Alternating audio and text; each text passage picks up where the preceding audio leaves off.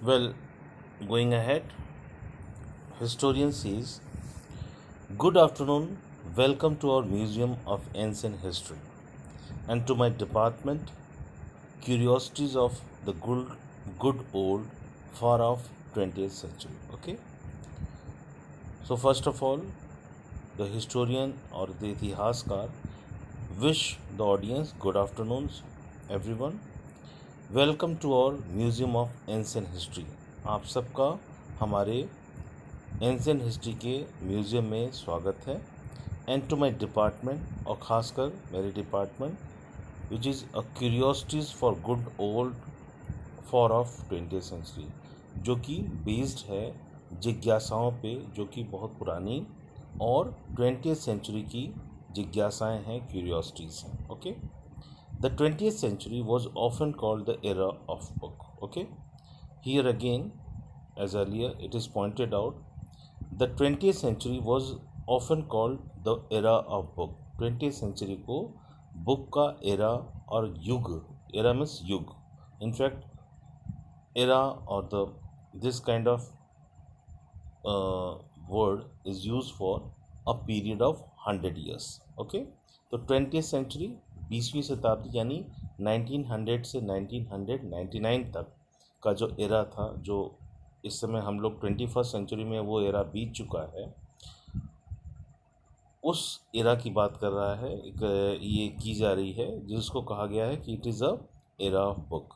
ये सिर्फ और सिर्फ बुक पे ही बेस्ड एरा था, जहाँ पे बुक से ही सारी चीज़ें कंसल्ट की जाती थी। In those days, there were books about everything, okay, from anteaters to Zulus. And it is all said in addition to that in those days, उन दिनों में, there were books, किताबें हुआ करती थी, about everything, हर एक चीज़ को लेके, from anteaters to Zulu. Anteaters यानी a creature like frog, okay, which usually eats insect, okay.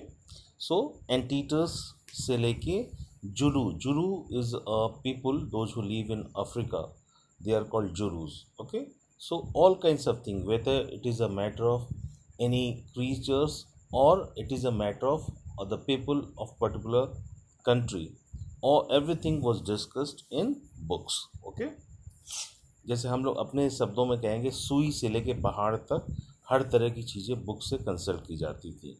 तो उनके अपने कहने का अलग तरीका है कि छोटी से छोटी लेके से बड़ी चीज़ें तक ये सारी चीज़ें बुक से ही कंसल्ट की जाती थी। Books taught people how to and when to and where to and why to. तो बुक से हमें हर तरह की चीज़ों का पता चलता था। अगर हाउ से कोई क्वेश्चन बन सकता है कि वो कैसे काम हो सकता था, उसका भी पता चलता था। फिर व्हेन से जो क्वेश्चन बन सकते हैं, उन सारी चीज़ों का भी पता चलता था। वेयर से और वाई से, यानी this kind of questions, whatever you want to know about anything, है ना, they were all answered in those books.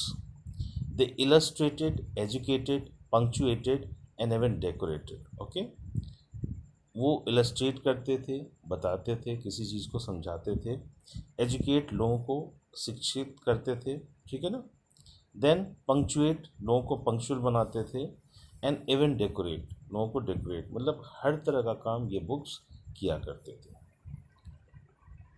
But the strangest thing a book ever did was to save the earth. लेकिन एक बड़ी अजीबोगरीब बात क्या हुई, the book has saved the earth from any kind of invasion from other planet, and in this way it saved the earth. Book ने हमारे धरती माँ की सुरक्षा की किसी दूसरे ग्रह के प्राणियों के अटैक से, है ना, उनके आक्रमण से। But it's very funny that how can a book, है ना, save the earth. Okay, let us see what happened.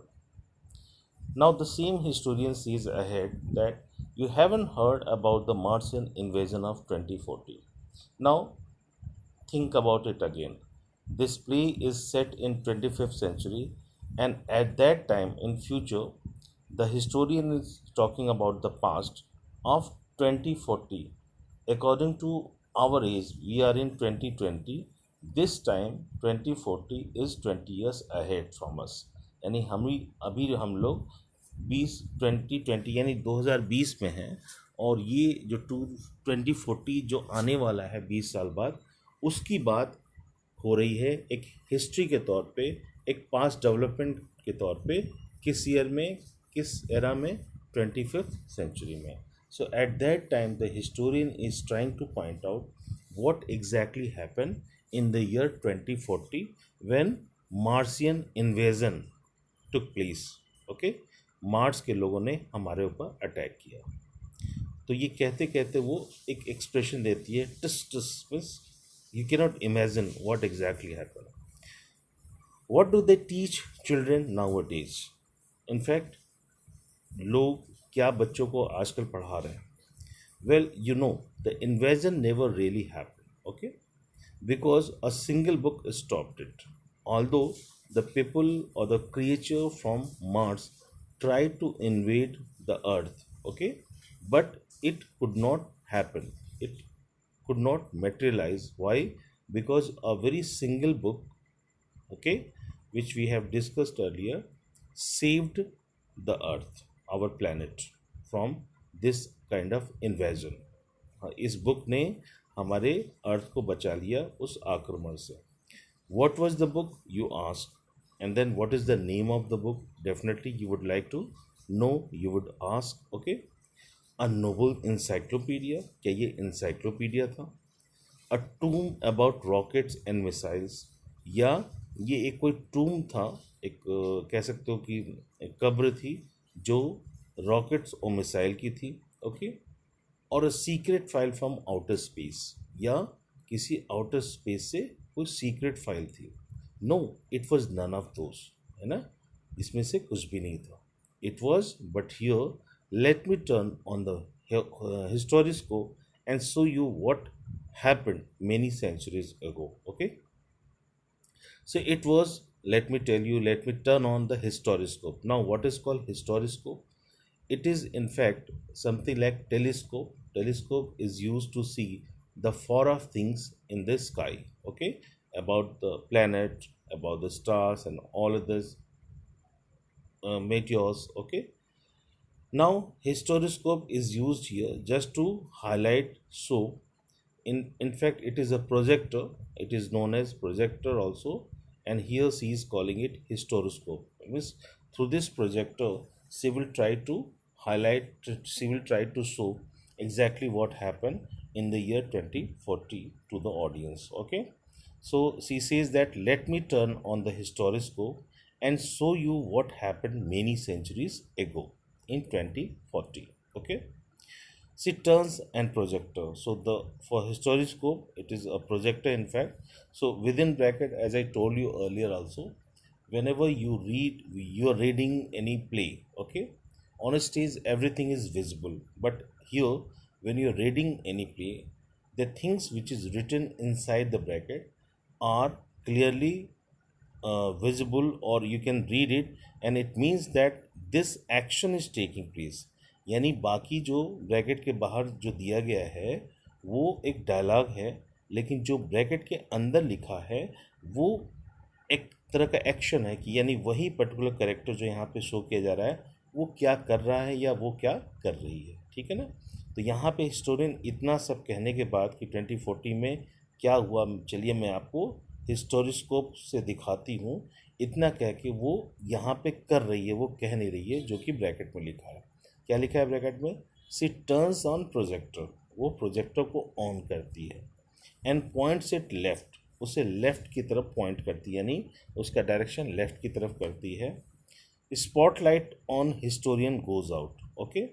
और जो पहले रोशनी सिर्फ और सिर्फ हिस्टोरियन पे पड़ रही थी वो वहाँ से हट जाती है, and comes up down left on think tank.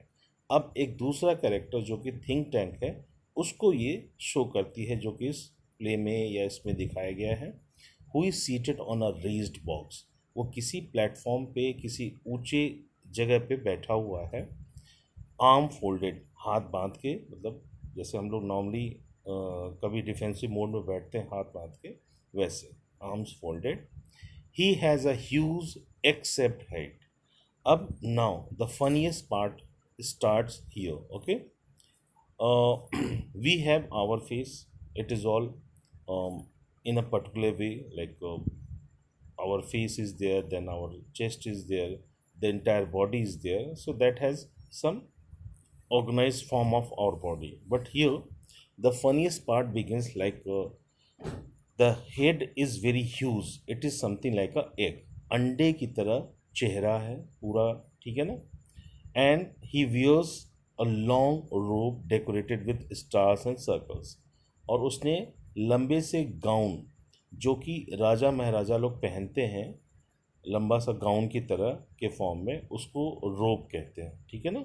So and he wears a long robe, वो लंबा सा गाउन टाइप का पहना हुआ है, decorated with stars and circle, जिसमें जगह जगह स्टार्स और सर्कल्स बने हुए हैं.